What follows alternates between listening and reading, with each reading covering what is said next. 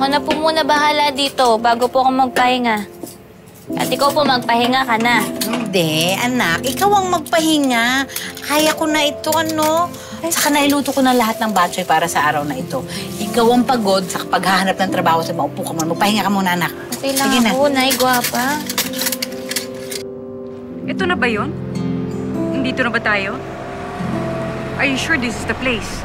Yes, madam.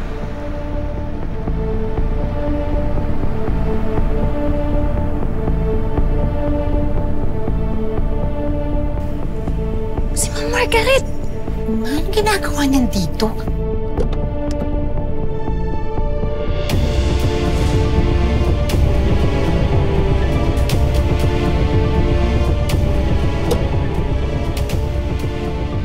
Ako, malamang yan. Manggugulo yan dito, anak. Huwag siya magkakamali. Sasambulian ko yan na mainit na sabaw kapag inaway ka niyan. Ay, Halika. kumalma ka po muna. Huwag ka na dumagdag sa gulo. Ako na makikipag-usap.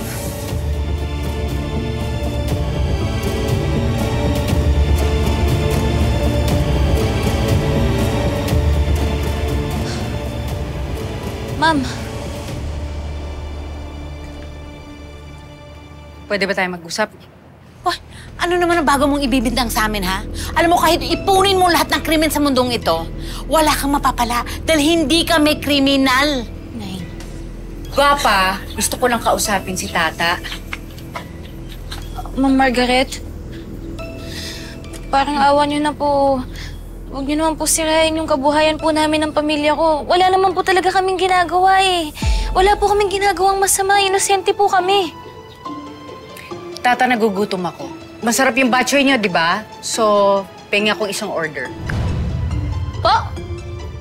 Kakain po kayo dito? Yeah, customer ako, di ba? Oh, so, pengi isang order ng batchoy.